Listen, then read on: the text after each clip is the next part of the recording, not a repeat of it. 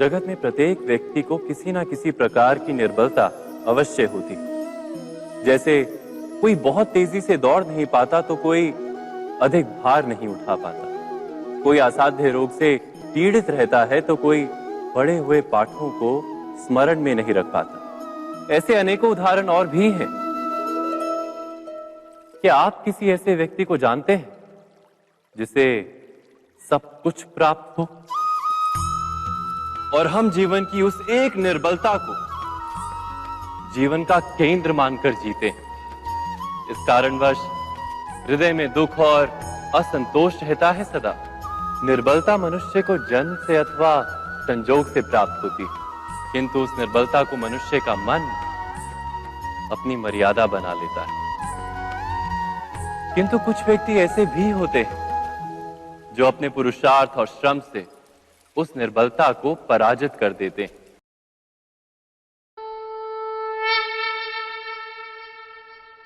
इच्छा, आशा, अपेक्षा, आकांक्षा, यही सब मानव समाज के चालक होते हैं। नहीं, यदि कोई आपसे पूछे कि आप कौन, तो आपका उत्तर क्या होगा? विचार कीजिए।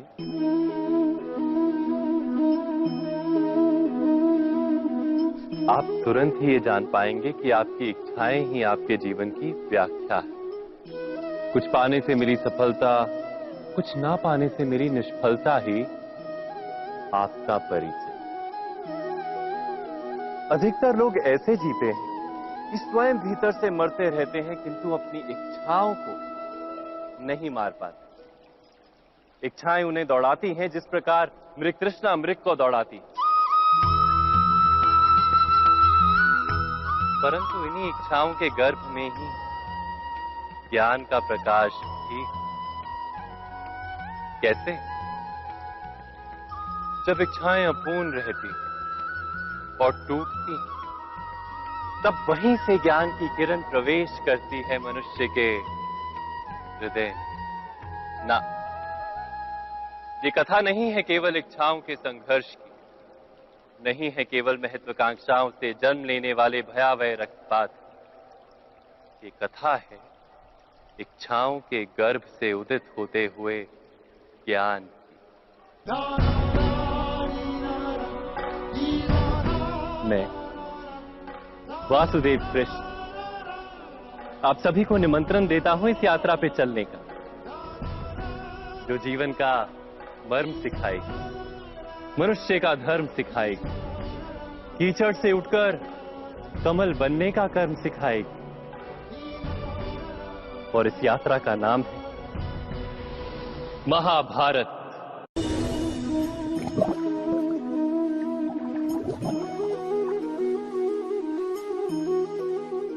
इस संसार में आने वाला प्रत्येक बालक संपूर्णतः संस्कार रहित होता है। उसके अंतर पर ना किसी अच्छे संस्कार के चिन्ह अंकित होते हैं, ना ही बुरे संस्कार के। अर्थात जन्म से बालक में ना कोई गुण होता है और ना ही कोई दोष। तो ये दोष अथवा गुण किस प्रकार प्राप्त होते हैं? क्या हमने कभी विचार किया है? जो बात माता पिता के मुख से निरंतर सुनी जाती है, वही बात उनकी संतानों के हृदय का संस्कार बनती है। जैसे किसी गांव में नदी तट तक एक पगडंडी बन जाती है केवल उस मार्ग पर बार बार चलने के कारण। अर्थात माता पिता के हृदय की इच्छाएं उनकी संतानों के हृदय का दोष अथवा गुण बनकर जन्म लेती हैं। क्या ये सत्य नहीं? पर फिर भी जब उनकी संतानों में कोई दोष दिखाई देता है तो माता पिता आश्चर्य और दुख से भर जाते। माता पिता का हृदय ये प्रश्न करता है कि उनकी संतानों में ये कुसंस्कार आए कहां से।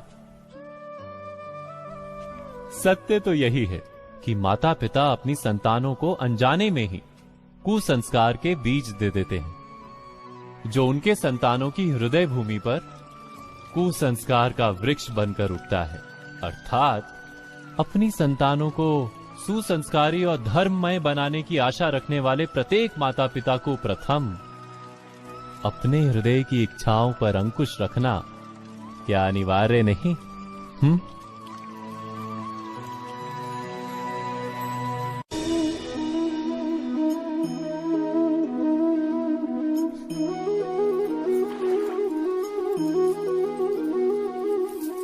पिता सदा ही अपने संतान के सुख की कामना करते, उनके भविष्य की चिंता करते रहते। इसी कारणवश सदा ही अपने संतानों के भविष्य का मार्ग स्वयं निश्चित करने का प्रयत्न करते रहते।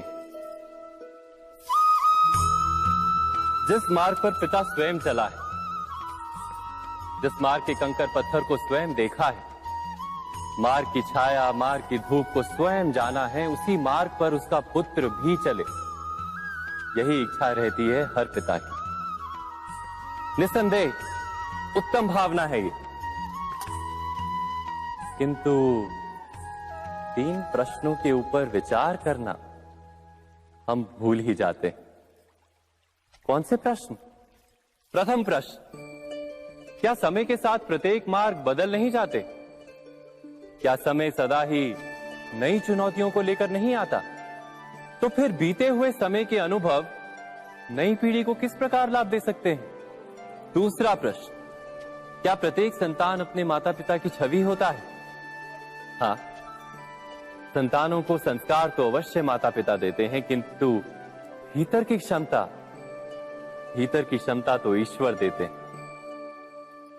तो जिस मार्ग पर पिता को सफलता मिली है, विश्वास है कि उसी मार्ग पर उसकी संतानों को भी सफलता और सुख प्राप्त होगा।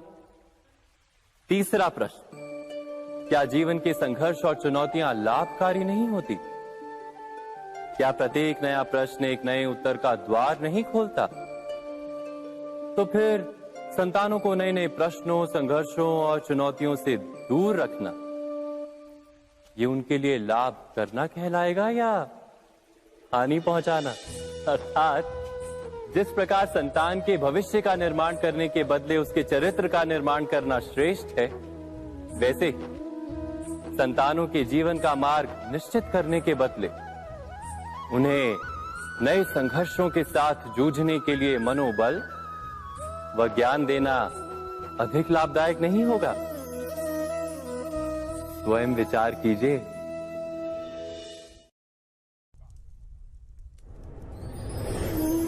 पूर्वजों की इच्छा, आशा, महत्वाकांक्षा, क्रोध, बैर, प्रतिशोध, यही सब आने वाली पीढ़ी की धरोहर बनते हैं। माता पिता अपनी संतानों को देना तो चाहते हैं समस्त विश्व का सुख, पर देते हैं अपनी पीड़ाओं की संपत्ति। देना चाहते हैं अमृत, पर साथ ही साथ विष का घड़ा भी भर देते हैं। आप विचार कीजिए, आपने अपनी संतानों को क्या दिया आज तक? अवश्य प्रेम, ज्ञान, संपत्ति आदि दिए, पर क्या साथ ही साथ उनके मन को मैल से भर देने वाले पूर्व ग्रह नहीं दिए? अच्छे बुरे की पूर्व निर्धारित व्याख्याएं नहीं दी? व्यक्ति का व्यक्ति के साथ, समाजों का समाजों के साथ, राष्ट्र का राष्ट्र के साथ संघर्ष क्या इन्हीं पूर्व ग्रहों से निर्मित नहीं होते? हत्या, मृत्यु, रक्तपात क्या इन्हीं पूर्व ग्रहों से नहीं जन्मते? अर्थात माता पिता अपनी संतानों को जन्म के साथ मृत्यु का दान भी देते हैं।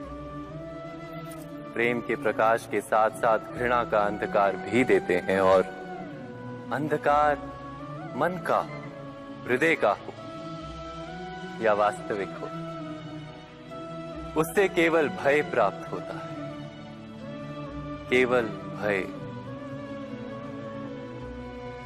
स्वयं विचार कीजिए।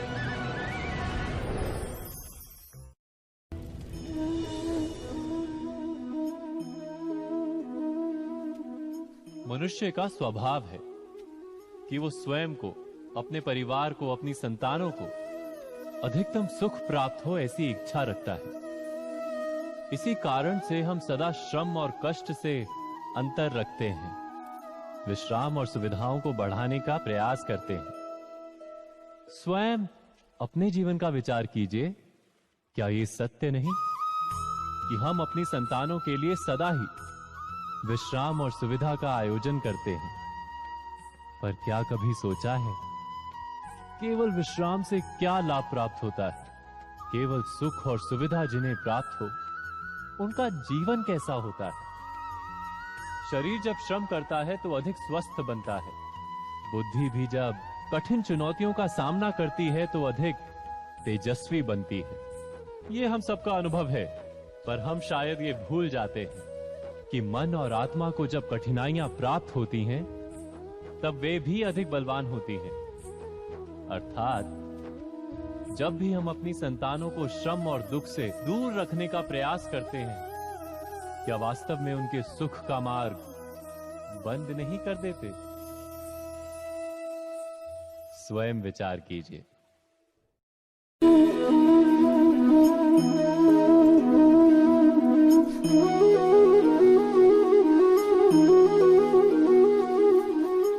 संतानों के भविष्य को सुख से भरने का प्रयत्न करना, यही हर माता पिता का प्रथम कर्तव्य होता है, जिन्हें आप इस संसार में लाएं और जिनके कर्मों से ये जगत आपका भी परिचय पाएगा भविष्य में। उनके भविष्य के सुख की योजना करने से अधिक महत्व और हो भी क्या सकता है? किंतु सुख और सुरक्षा, क्या ये मनुष्य के कर्मों से प्राप्त नहीं होते?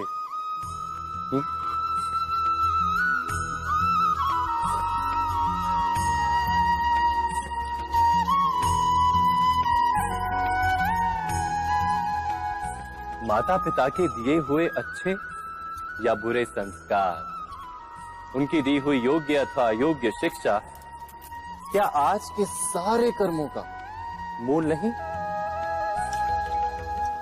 संस्कार और शिक्षा से बनता है मनुष्य का चरित्र। अर्थात माता पिता अपनी संतानों का जैसा चरित्र बनाते हैं, ऐसा ही बनता है उनका भविष्य। किंतु फिर भी अधिकतर माता पिता अपनी संतानों का भविष्य सुरक्षित करने की चिंता में उनका चरित्र निर्माण का कार्य भूल ही जाते हैं। वस्तुतः जो माता पिता अपनी संतानों के भविष्य की चिंता करते हैं, उनकी संतानों को कोई लाभ नहीं होता। किंतु जो माता पिता अपने संतानों के भविष्य की नहीं, उनके चरित्र का निर्माण करते हैं, उन संतानों की प्रशस्ति समस्त संसार करता है। स्वयं विचार कीजिए।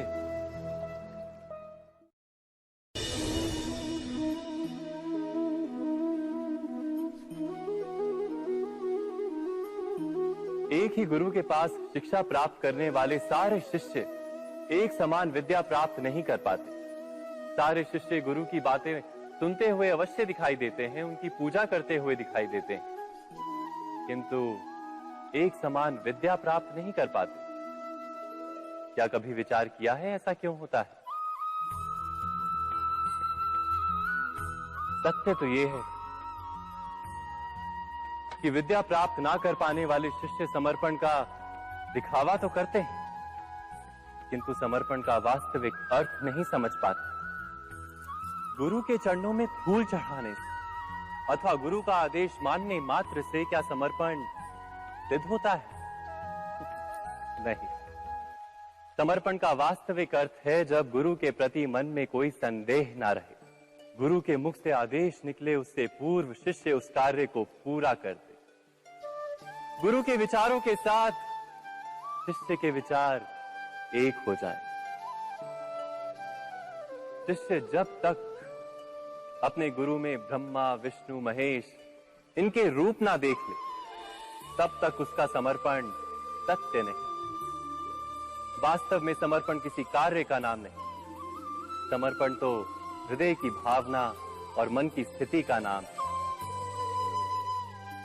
अर्थात हमारे अज्ञान में क्या दोष केवल हमारे मन का नहीं? स्वयं विचार कीजिए।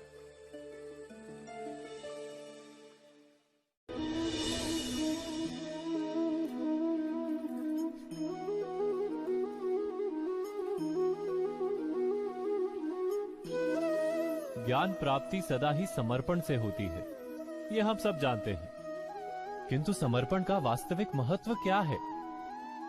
क्या हमने कभी विचार किया? मनुष्य का मन सदा ही ज्ञान प्राप्ति में विभिन्न बाधाओं को उत्पन्न करता है। कभी किसी अन्य विद्यार्थी से ईर्ष्या हो जाती है, कभी पढ़ाए हुए पाठों पर संदेह जन्मता है और कभी गुरु द्वारा दिया गया दंड मन को अहंकार से भर देता है। नहीं, क्या ऐसा नहीं होता? न जाने कैसे कैसे विचार मन को भटकाते हैं और मन की इसी अयोग्य स्थिति के कारण हम ज्ञान प्राप्त नहीं कर पाते। मन की योग्य स्थिति केवल समर्पण से निर्मित होती है। समर्पण मनुष्य के अहंकार का नाश करता है। ईर्ष्या, महत्वाकांक्षा आदि भावनाओं को दूर कर हृदय को शांत करता है और मन को एकाग्र करता है। वास्तव में ईश्वर की सृष्टि में ना ज्ञान की मर्यादा है, ना ज्ञानियों की। गुरु दत्तात्रेय ने तो गाय और श्वान से भी ज्ञान प्राप्त कर लिया था। अर्थात विषय ब्रह्म ज्ञान का हो या जीवन के ज्ञान का या गुरुकुल में प्राप्त होने वाले ज्ञान का, उसकी प्राप्ति के लिए गुरु से अधिक महत्व है उस गुरु के प्रति हमारा समर्पण। क्या ये सत्य नहीं? स्वयं विचार कीजिए।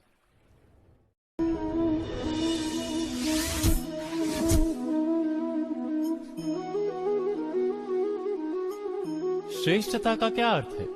श्रेष्ठता का अर्थ है दूसरों से अधिक ज्ञान प्राप्त करना। अर्थात मूल्य इस बात का नहीं कि स्वयं कितना ज्ञान प्राप्त किया, मूल्य इस बात का है कि प्राप्त किया हुआ ज्ञान अन्य लोगों से कितना अधिक है। अर्थात श्रेष्ठता की इच्छा ज्ञान प्राप्ति को भी एक स्पर्धा बना देती है। और स्पर्धा में विजय अंतिम कब होती है?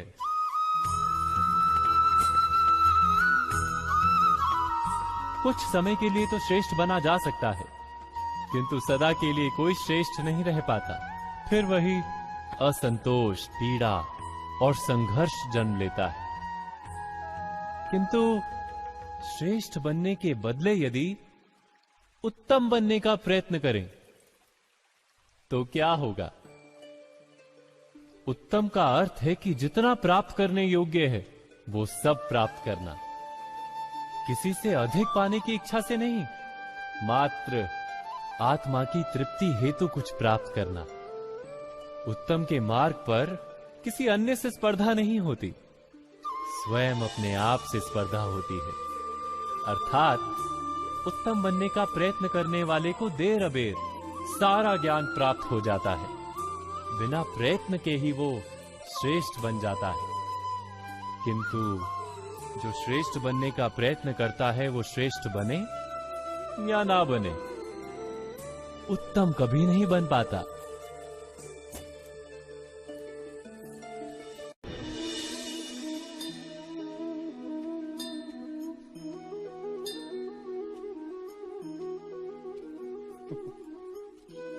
जब जब मनुष्य के सामने कोई विकट स्थिति आती है तो मनुष्य ईश्वर से प्रार्थना करता है, ईश्वर के समक्ष याचना करता है कि वो स्थिति से उभरे।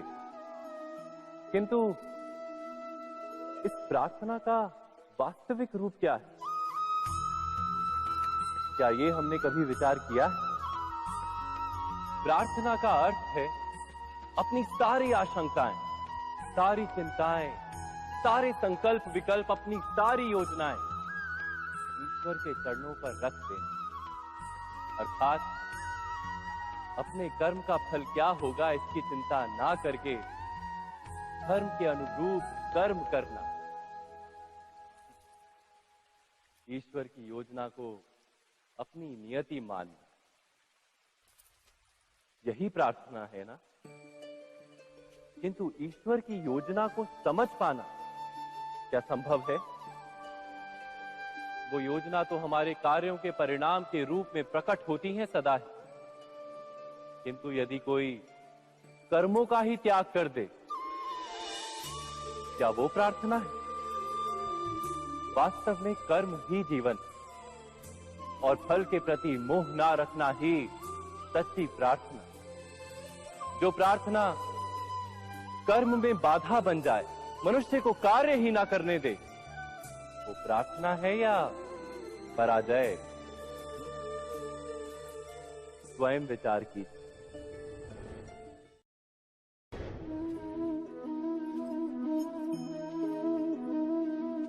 मनुष्य के जीवन का चालक है भय। मनुष्य सदा ही भय का कारण ढूंढ लेता है। जीवन में जिन मार्गों का हम चुनाव करते हैं, वो चुनाव भी हम भय के कारण ही लेते हैं। किंतु क्या ये भय वास्तविक होता है? विचार कीजिए।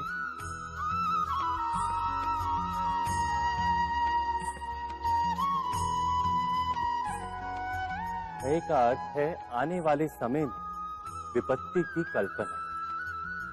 किंतु समय का स्वामी कौन? ना तो हम समय के स्वामी हैं, ना हमारे शत्रु या प्रतिस्पर्धी। समय तो ईश्वर के अधीन चलता है।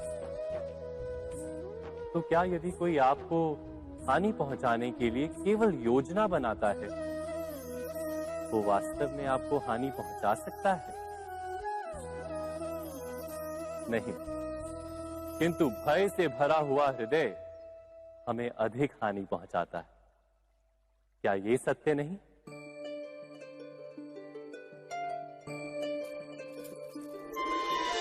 विपत्ति के समय भयभीत हृदय अयोग्य निर्णय करता है और विपत्ति को अधिक पीड़ादायक बनाता है।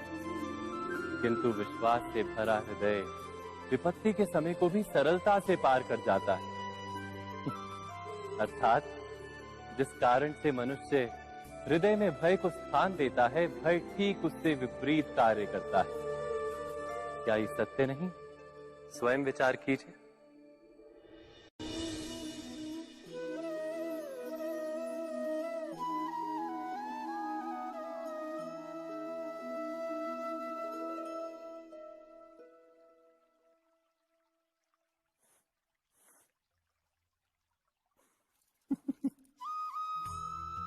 जीवन में आने वाले संघर्षों के लिए जब मनुष्य स्वयं को योग्य नहीं मानता, जब उसे अपने ही बल पर विश्वास नहीं रहता, तब वो सद्गुणों को त्याग कर दुर्गुणों को अपनाता है।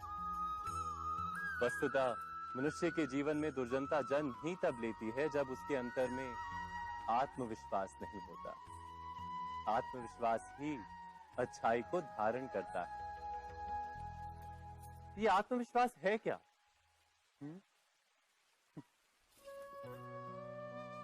जब मनुष्य ये मानता है कि जीवन का संघर्ष उसे दुर्बल बनाता है, तो उसे अपने ऊपर विश्वास नहीं रहता। वो संघर्ष के पार जाने के बदले संघर्ष से छूटने के उपाय ढूंढने लगता है। किंतु जब वो ये समझता है कि ये संघर्ष उसे अधिक शक्तिशाली बनाते हैं, ठीक जैसे व्यायाम करने से देह की शक्ति बढ़ती, तो प्रत्येक संघर्ष के साथ उसका उत्साह बढ़ता है। अर्थात आत्मविश्वास और कुछ भी नहीं, मन की स्थिति, जीवन को देखने का दृष्टिकोण मात्र है। और जीवन का दृष्टिकोण तो मनुष्य के अपने वश में होता है। स्वयं विचार कीजिए।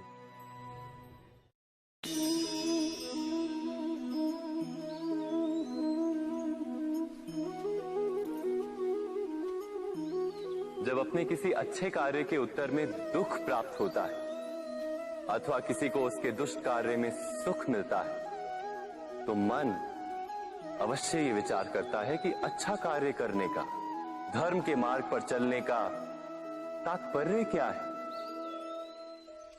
पर दुष्ट आत्मा को क्या प्राप्त होता है, ये भी देखिए। दुष्टता करने वाला हृदय सदा चंचल रहता है, अकुलाता रहता है। मन में सदा नए नए संघर्ष उत्पन्न होते हैं। अविश्वास उसे जीवन भर दौड़ाता है। क्या ये सुख है? जबकि धर्म पे चलने वाले, अच्छा कार्य करने वाले, सत् चरित्र व्यक्ति का हृदय शांत रहता है। परिस्थितियां उसके जीवन के सुख में बाधा नहीं बनती। समाज में सम्मान और मन में संतोष रहता है सदा। अर्थात अच्छा बर्ताव भविष्य में किसी सुख का मार्ग नहीं। अच्छा बर्ताव स्वयं सुख, अथवा बुरा बर्ताव भविष्य में किसी दुख का मार्ग नहीं। अधर्म उसी क्षण दुख उत्पन्न करता है। धर्म से सुख नहीं, धर्म स्वयं सुख।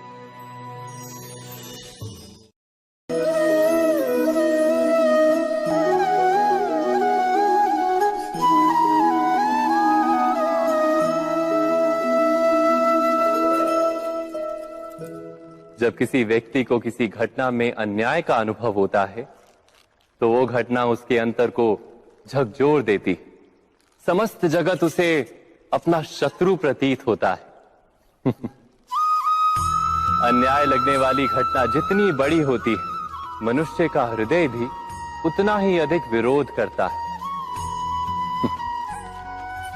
उस घटना के उत्तर में वो न्याय मांगता है, और ये योग्य भी है।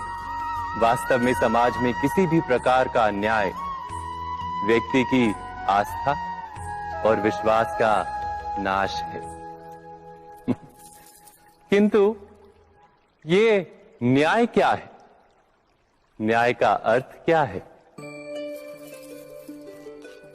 अन्याय करने वाले को अपने कार्य पर पश्चाताप हो और अन्याय भुगतने वाले के मन में फिर से विश्वास जगे समाज के प्रति। इतना ही अर्थ है ना न्याय का। किंतु जिसके हृदय में धर्म नहीं होता, वो न्याय को छोड़कर बैर और प्रतिशोध को अपनाता है। हिंसा के बदले प्रतिहिंसा की भावना लेकर चलता है। स्वयं भोगी हुई पीड़ा से कहीं अधिक पीड़ा देने का प्रयत्न करता है, और इस मार्ग पर चलते अन्याय को भुगतने वाला स्वयं अन्याय करने लगता है।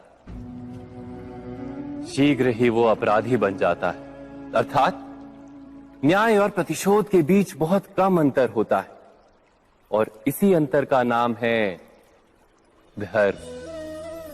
क्या ये सत्य नहीं? स्वयं विचार कीजिए। व्यक्ति को जब उसके अपराध का दंड मिलता है, तब कभी कभी उस न्याय को देखकर मन कचोटता है। प्रश्न उठता है हृदय में कि जब वो अपराध हुआ था तब व्यक्ति भिन्न था।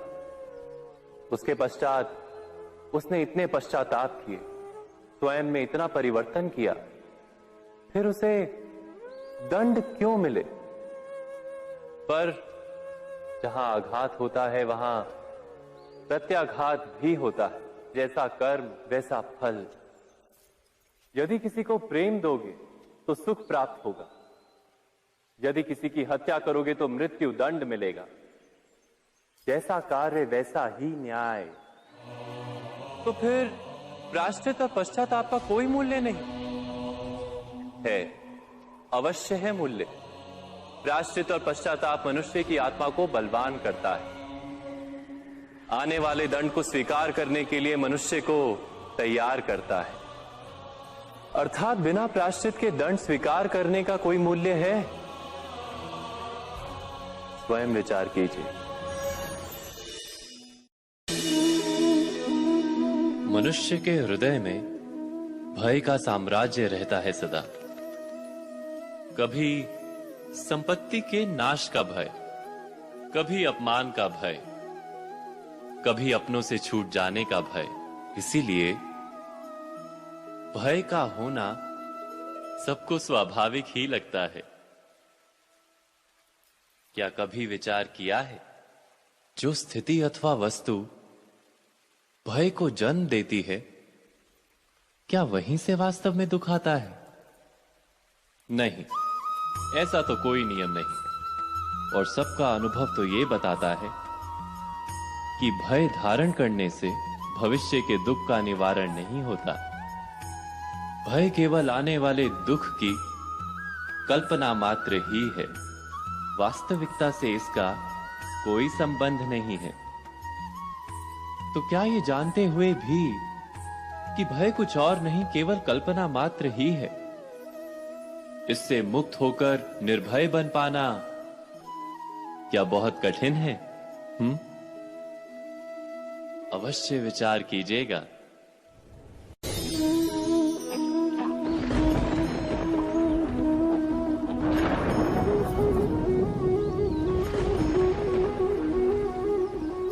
शकुनों और पूर्वाभासों के आधार पर हम भविष्य के सुख दुख की कल्पना करते हैं।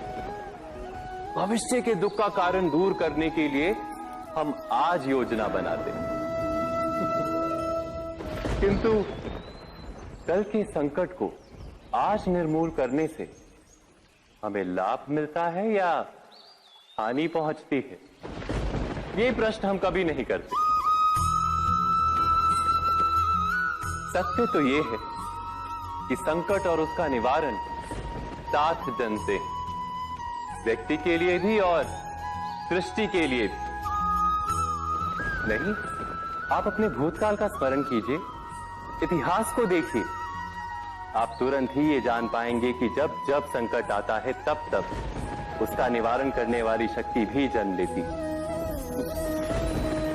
यही तो जगत का चलन है। वस्तुतः संकट ही शक्ति के जन्म का कारण है। प्रत्येक व्यक्ति जब संकट से निकलता है तो एक पद आगे बढ़ा होता है, अधिक चमकता है, आत्मविश्वास से अधिक भरा होता है, न केवल अपने लिए अपितु विश्व के लिए भी। क्या ये सत्य नहीं? वास्तव में संकट का जन्म है एक अवसर का जन्म, अपने आप को बदलने का, अपने विचारों को ऊंचाई पर करने का अवसर, अपनी आत्मा को बलवान और ज्ञान मंडित बनाने का अवसर।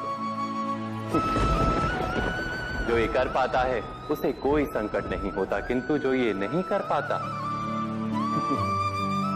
वो तो स्वयं एक संकट है विश्व के लिए। विचार कीजिए।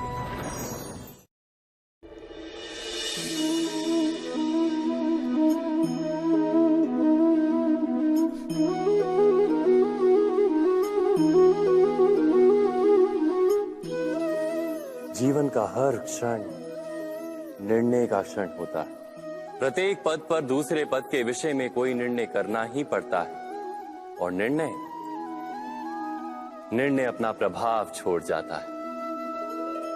आज किए गए निर्णय भविष्य में सुख अथवा दुख निर्मित करते हैं, ना केवल अपने लिए, अपने परिवार के लिए भी, आने वाली पीढ़ियों के लिए भी। जब कोई दुविधा सामने आती है तो मन व्याकुल हो जाता है, अनिश्चय से भर जाता है।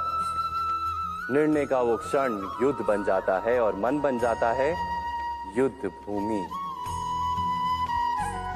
अधिकतर निर्णय हम दुविधा का उपाय करने के लिए नहीं, केवल मन को शांत करने के लिए लेते हैं। पर क्या कोई दौड़ते हुए भोजन कर सकता है? नहीं। तो क्या युद्ध से जूझता हुआ मन कोई योग्य निर्णय ले पाएगा?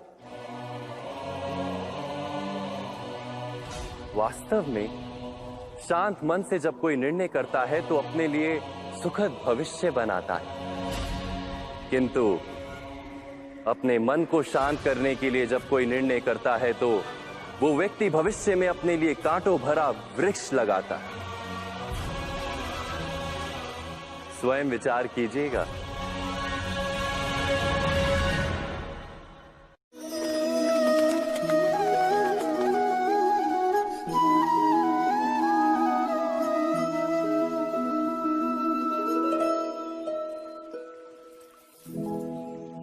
निर्णय के क्षण में हम सदा ही किसी अन्य के सुझाव, सूचना, मंत्रणा या परामर्श को आधार बनाते हैं, और हमारे भविष्य का आधार हमारे आज दिए गए निर्णय के ऊपर होता है। तो क्या हमारा भविष्य किसी अन्य के परामर्श, किसी अन्य के सुझाव का फल है? क्या हमारा संपूर्ण जीवन किसी अन्य की बुद्धि का परिणाम? क्या हमने कभी विचार किया है? सबका अनुभव है कि भिन्न भिन्न लोग एक ही स्थिति में भिन्न भिन्न परामर्श देते हैं। मंदिर में खड़ा भक्त कहता है कि दान करना चाहिए, और चोर कहता है यदि अवसर मिले तो इस मूर्ति के श्रृंगार चुरा। धर्म से भरा हृदय धर्ममय सुझाव देता है, और अधर्म से भरा हृदय अधर्म का परामर्श देता है।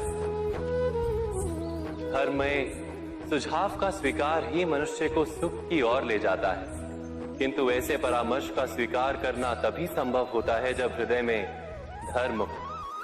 अर्थात किसी का सुझाव अथवा परामर्श स्वीकार करने से पूर्व स्वयं अपने हृदय में धर्म को स्थापित करना क्या आवश्यक नहीं? स्वयं विचार कीजिए।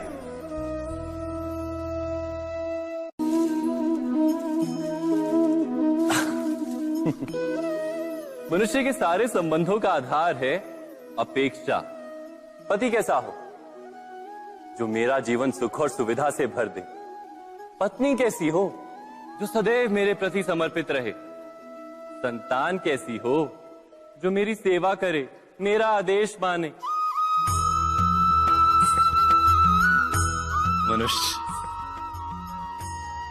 मनुष्य उसी को प्रेम भी कर पाता है जो उसकी अपेक्षा पूर्ण करता है, और अपेक्षा की तो नियति है भंग होना। कैसे? क्योंकि अपेक्षा मनुष्य के मस्तिष्क में जन्म लेती है। कोई अन्य व्यक्ति उसकी अपेक्षाओं के बारे में जान ही नहीं पाता। पूर्ण करने की प्रामाणिक इच्छा हो तब भी कोई मनुष्य किसी की अपेक्षाओं को पूर्ण नहीं कर पाता, और वहां से जन्म लेता है संघर्ष। सारे संबंध संघर्ष में परिवर्तित हो जाते। पर मनुष्य अपेक्षा को संबंध का आधार ना बनाए और स्वीकार करे केवल संबंध का आधार, तो क्या ये जीवन स्वयमेव सुख और शांति से नहीं भर जाएगा?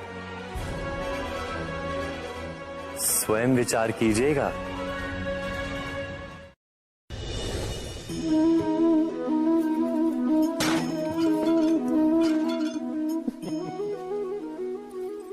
कभी कभी कोई घटना मनुष्य के जीवन की सारी योजनाओं को तोड़ देती, और मनुष्य उस आघात को अपने जीवन का केंद्र मान लेता। पर क्या भविष्य मनुष्य की योजनाओं के आधार पर निर्मित होते हैं? नहीं। जिस प्रकार किसी ऊंचे पर्वत पर सर्वप्रथम चढ़ने वाला उस पर्वत की तलाई में बैठकर जो योजना बनाता है, क्या वही योजना उसे उस पर्वत की चोटी तक पहुंचाती है? नहीं। वास्तव में वो जैसे जैसे ऊपर चढ़ता है वैसे वैसे उसे नई नई चुनौतियां, नई नई विडंबनाएं, नए नए अवरोध मिलते हैं। प्रत्येक पद पर वो अपने अगले पद का निर्णय करता है। प्रत्येक पद पर उसे अपनी योजनाओं को बदलना पड़ता है। कहीं पुरानी योजना उसे खाई में ना ढकेल दे। वो पर्वत को अपने योग्य नहीं बना पाता, केवल स्वयं को पर्वत के योग्य बना सकता है। क्या जीवन के साथ भी ऐसा ही नहीं? जब मनुष्य जीवन में किसी एक चुनौती को, एक अवरोध को अपने जीवन का केंद्र मान लेता है, अपने जीवन की गति को ही रोक देता है, तो वो अपने जीवन में सफल नहीं बन पाता और ना ही सुख और शांति प्राप्त कर पाता। अर्थात जीवन को अपने योग्य बनाने के बदले स्वयं अपने को जीवन के योग्य बनाना ही सफलता और सुख का एकमात्र मार्ग नहीं। स्वयं विचार कीजिए।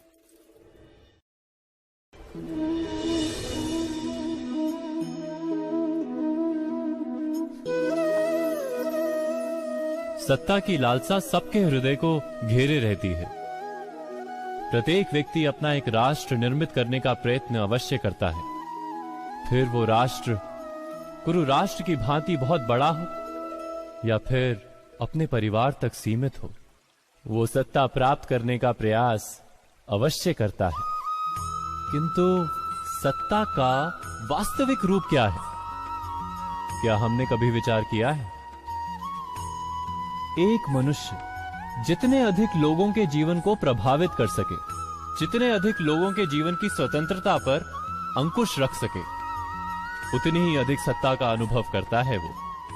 सत्ता का वास्तविक रूप ही है अन्य के जीवन पर स्वयं का प्रभाव।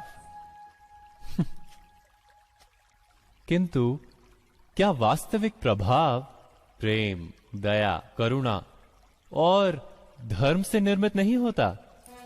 जब भी मनुष्य कठोरता और अधर्म से सत्ता प्राप्त करने का प्रयत्न करता है, तब वो दूसरों के हृदय में विरोध अथवा विद्रोह को जन्म देता है। और परिणाम कुछ इस प्रकार। हां, कुछ समय के लिए वो स्वयं को प्रभावी और शक्तिशाली अवश्य पाता है, किंतु वो वास्तविक सत्ता नहीं। यही कारण है कि भृगु और वशिष्ठ जैसे ऋषियों की आज भी पूजा की जाती है, रावण और हिरण्यकश्यप की नहीं। इस पर तो आप विचार अवश्य करें। सत्य कहा ना?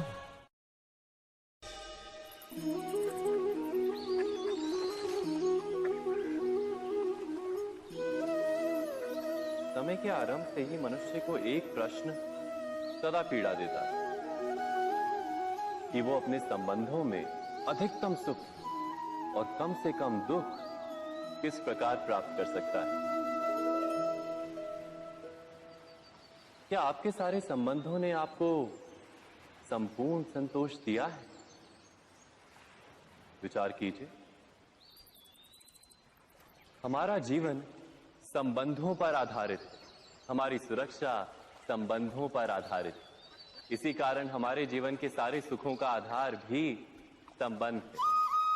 किंतु फिर भी हमें संबंधों में ही अधिकतर दुख क्यों प्राप्त होते हैं? सदा ही संघर्ष भी संबंधों से ही उत्पन्न क्यों हो जाते हैं? कभी विचार किया है? जब कोई व्यक्ति किसी अन्य व्यक्ति के विचार अथवा कार्य को स्वीकार नहीं करता, उसमें परिवर्तन करने का प्रयत्न करता है, तो संघर्ष जन्म लेता है। अर्थात जितना अधिक अस्वीकार उतना ही अधिक संघर्ष, और जितना अधिक स्वीकार उतना ही अधिक सुख। क्या ये वास्तविकता नहीं? यदि मनुष्य स्वयं अपनी अपेक्षाओं पर अंकुश रखे, अपने विचारों को परखे, किसी अन्य व्यक्ति में परिवर्तन करने का प्रयत्न ना कर स्वयं अपने भीतर परिवर्तन करने का प्रयास करे, तो क्या संबंधों में संतोष प्राप्त करना इतना कठिन? अर्थात क्या स्वीकार ही संबंध का वास्तविक अर्थ नहीं? स्वयं विचार कीजिए। दो व्यक्ति जब निकट आते हैं तो एक दूसरे के लिए सीमाएं और मर्यादाएं निर्मित करने का प्रयत्न अवश्य करते हैं। हम यदि सारे संबंधों पर विचार करें तो देखेंगे कि इन सारे संबंधों का आधार यही सीमाएं हैं जो हम दूसरों के लिए निर्मित करते हैं। और यदि अनजाने में भी कोई अन्य व्यक्ति इन सीमाओं को तोड़ता है तो उसी क्षण हमारा हृदय क्रोध से भर जाता है। इन सीमाओं का वास्तविक रूप क्या है? क्या हमने कभी विचार किया? सीमाओं के द्वारा हम दूसरे व्यक्ति को निर्णय करने की अनुमति नहीं देते, अपना निर्णय उस व्यक्ति पर थोपते, अर्थात किसी की स्वतंत्रता का अस्वीकार करते हैं हम। और जब स्वतंत्रता का अस्वीकार किया जाता है तो उसका हृदय दुख से भर जाता है, और जब वो सीमाओं को तोड़ता है तो हमारा हृदय क्रोध से भर जाता है। क्या ऐसा नहीं होता?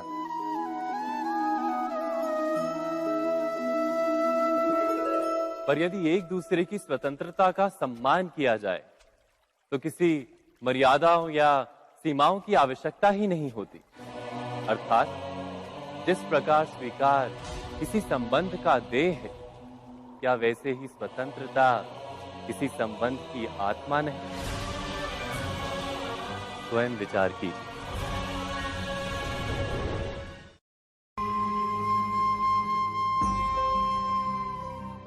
प्रत्येक मनुष्य के जीवन में ऐसा क्षण अवश्य आता है जब सारे स्वप्न, सारी आशाएं, सारे दृश्य ध्वस्त हो जाते हैं। जीवन के सारे आयोजन ही बिखर जाते हैं। एक और धर्म होता है और दूसरी ओर सुख। इसी को धर्म संकट कहते हैं। जब धर्म का वहन ही संकट हो और धर्म का त्याग ही सुख हो। विचार कीजिए, कभी किसी स्वजन के विरुद्ध सत्य बोलने का अवसर प्राप्त हो जाता है, कभी ठीक दरिद्रता के समय सरलता से चोरी करने का मार्ग प्राप्त हो जाता है, कभी किसी शक्तिशाली राजनेता या राजा के कर्मचारी का अधर्म प्रकट हो जाता है। सबके जीवन में ऐसी घटना बनती ही रहती है। अधिकतर लोग ऐसे किसी क्षण को धर्म संकट के रूप में जान ही नहीं पाते। हमें किसी प्रकार के संघर्ष का अनुभव ही नहीं होता। सहजता से सुख की ओर खींचे चले जाते हैं, जैसे मक्खी गुड़ की ओर खींची चली जाती। वास्तव में धर्म संकट का क्षण ईश्वर के निकट जाने का क्षण होता है। यदि हम संघर्षों से भयभीत ना हो, सुख की ओर आकर्षित ना हो, अपने धर्म पर दृढ़ रहे, तो ईश्वर का साक्षात्कार दूर नहीं।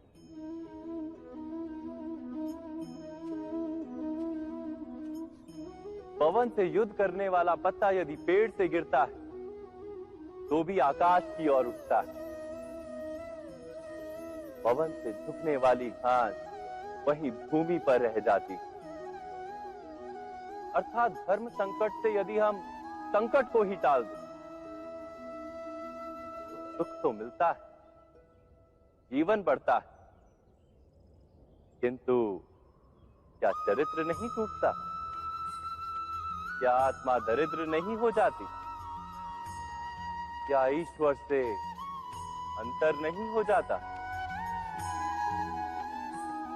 स्वयं विचार कीजिए। जब भी किसी की आशा और इच्छा भंग होती है तो उसका हृदय क्रोध से भर जाता है। जिस व्यक्ति को वो अपना अपराधी समझता है उसे दंड देने का प्रयत्न करता है। पर क्या हमारी इच्छा या आशा का भंग होना क्या सदा ही किसी का अपराध होता है? इच्छाओं के अपूर्ण रहने के तो कई कारण हो सकते हैं। कुछ तो संजोग के कारण अधूरी रह जाती हैं और कुछ नियति के कारण। और कभी कभी इच्छाओं का स्वरूप ही ऐसा होता है कि वो पूर्ण नहीं हो पाती। बिना परिस्थिति पर विचार किए किसी को अपराधी मान लेना न्याय नहीं, प्रतिशोध है। न्याय का आधार तो दया है, करुणा है, और प्रतिशोध का आधार क्रोध, अहंकार।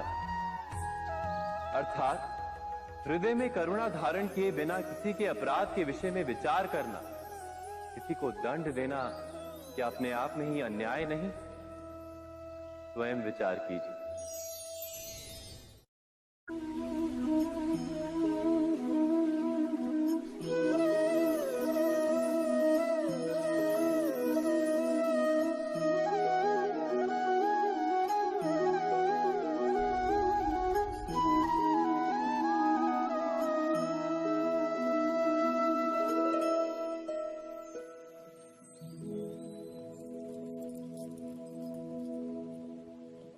भविष्य के आधार पर सब आज का निर्णय लेना चाहते हैं।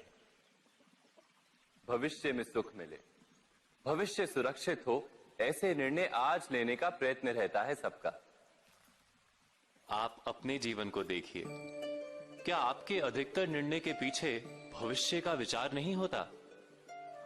और हो भी क्यों ना, अपने जीवन को सरल और सुखमय बनाने का प्रयत्न करने का अधिकार सबका है। पर भविष्य तो कोई नहीं जानता, केवल कल्पना ही की जा सकती है।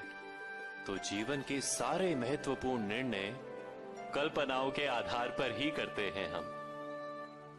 क्या निर्णय करने का कोई तीसरा मार्ग हो सकता है?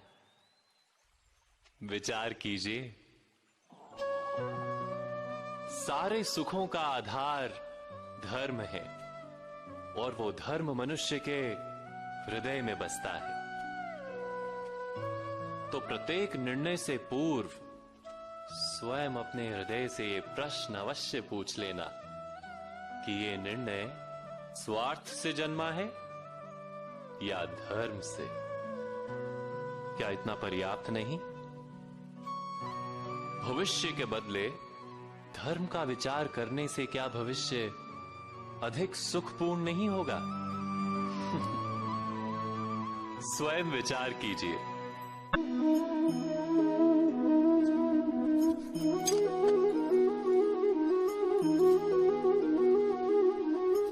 भविष्य का दूसरा नाम है संघर्ष।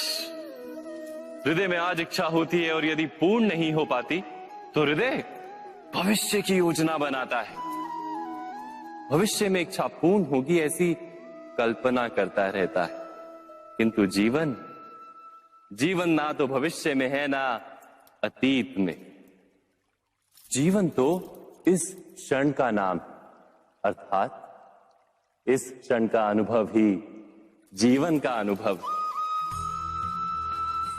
पर हम ये जानते हुए भी इतना सा सत्य समझ नहीं पाते। या तो हम बीते हुए समय के स्मरणों को घेर कर बैठे रहते, या फिर आने वाले समय के लिए हम योजनाएं बनाते रहते हैं। और जीवन जीवन बीत जाता है। एक सत्य यदि हम हृदय में उतार लें कि ना हम भविष्य देख सकते हैं, ना ही भविष्य निर्मित कर सकते हैं, हम तो केवल धैर्य और साहस के साथ भविष्य को आलिंगन दे सकते हैं, स्वागत कर सकते हैं भविष्य का। तो क्या जीवन का हर पल जीवन से नहीं भर जाएगा? स्वयं विचार कीजिए।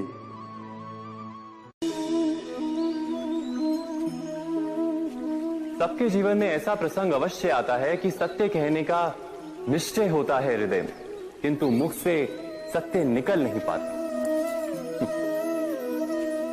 कोई भय मन को घेर लेता है। किसी घटना अथवा प्रसंग के बारे में बात करना, या फिर स्वयं से कोई भूल हो जाए उसके बारे में कुछ बोलना, क्या ये सत्य है? नहीं, ये तो केवल तथ्य है। अर्थात जैसा हुआ था वैसा केवल बोल देना सामान्य सी बात। किंतु कभी कभी उस तथ्य को बोलते हुए भी भय लगता है। कदाचित किसी दूसरे की भावनाओं का विचार आता है मन, दूसरे को दुख होगा ये भय भी शब्दों को रोकता है। तो ये सत्य क्या है? क्या हमने कभी विचार किया है? जब भय रहते हुए भी कोई तथ्य बोलता है तो वो सत्य कहलाता है। वास्तव में सत्य कुछ और नहीं, केवल निर्भयता का दूसरा नाम। और निर्भय होने का कोई समय नहीं होता, क्योंकि निर्भयता आत्मा का स्वभाव है। अर्थात क्या प्रत्येक क्षण सत्य बोलने का क्षण नहीं होता?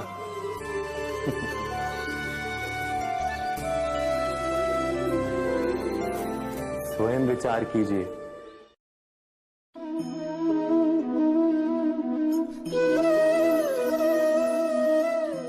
परंपरा में धर्म बसता है और परंपराएं ही धर्म को संभालने का कार्य करती हैं, ये सत्य है। पर क्या केवल परंपरा ही धर्म है? विचार कीजिए। सत्य तो यह है कि जिस प्रकार पाषाण में शिल्प होता है, उसी प्रकार परंपरा में धर्म होता है। इस पत्थर में शिल्प है, ये पत्थर शिल्प नहीं। शिल्प को उजागर करने के लिए उसे तोड़ना पड़ता है, अनावश्यक भागों को दूर करना पड़ता है।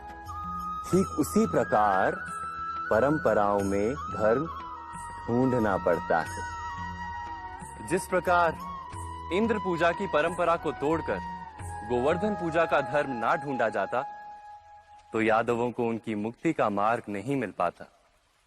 अर्थात परंपरा को पूर्णता छोड़ देने वाला धर्म से वंचित रह जाता है और परंपरा का अंध अनुकरण करने वाला भी धर्म को प्राप्त नहीं कर पाता।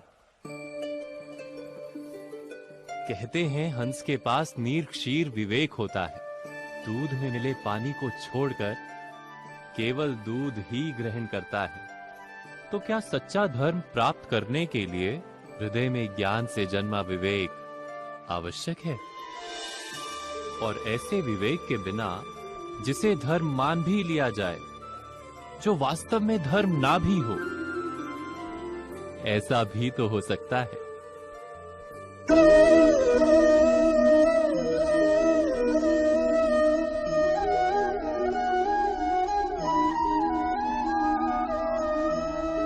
महाभारत का ये युद्ध, महाभारत की ये कथा अनेक सत्यों को प्रस्थापित करती है।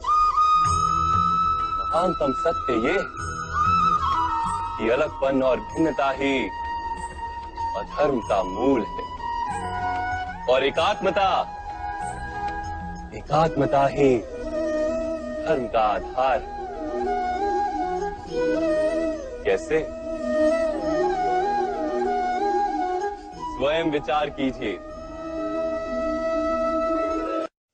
मनुष्य का हृदय सुख की आशाओं से, सत्ता और संपत्ति की इच्छाओं से घिरा रहता है सदा। किंतु सामान्य रूप से मनुष्य अपने माता पिता, संतानों, भाई बहन या पत्नी के साथ उचित व्यवहार ही करता है, कोई अन्याय नहीं करता। वो सुख और संपत्ति को समान भागों में बांटकर भोगता है,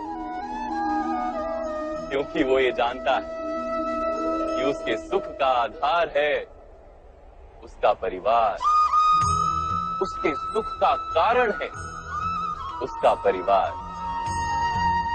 मनुष्य ये भी जानता है कि उसका सुख समाज से आता है, किंतु वो समाज के साथ अन्याय कर लेता है, समाज का शोषण कर लेता है, क्योंकि वो समाज को अपने सुख का कारण नहीं मानता, वो समाज को अपने सुख का साधन मानता है। भेद है तो कारण और साधन में। मनुष्य को जब ये बोध हो जाता है कि सारा संसार परमात्मा का ही रूप है, प्रत्येक जीव परमात्मा का ही अंश है, अर्थात कोई पराया नहीं, सब अपने, ये सारा संसार अपना ही है, अपना ही परिवार है, तो क्रोध का कोई कारण ही नहीं रह जाता। सारे संघर्ष, सारा वैर, सारा प्रतिशोध नष्ट हो जाता है। अंतर में परमात्मा और संसार में एकात्मता, यही धर्म का मूल सिद्धांत है। महाभारत की ये यात्रा क्रोध से बोध की यात्रा है, भिन्नता से एकात्मता की यात्रा है। भूमि पर वास करने वाली प्रजा जब तक इस महाभारत की कथा को अपने स्मरणों में जीवित रखेगी, तब तक ऐसा विध्वंस पुनः नहीं होगा। कोई भी शक्ति इसकी महत्ता का वस्त्र हरण नहीं कर पाएगी। इस यात्रा में मेरे साथ प्रवास करने वालों को मैं अभिनंदन देता हूं। उनके हृदय में धर्म का बीज स्थापित, कल्याण, संसार का कल्याण। ओम सहना भवतु। ईश्वर हमारा रक्षण करे। सहनो भुनक्तु। हम सब मिलकर सुख भोगें। सहवीर्यम करवावहै।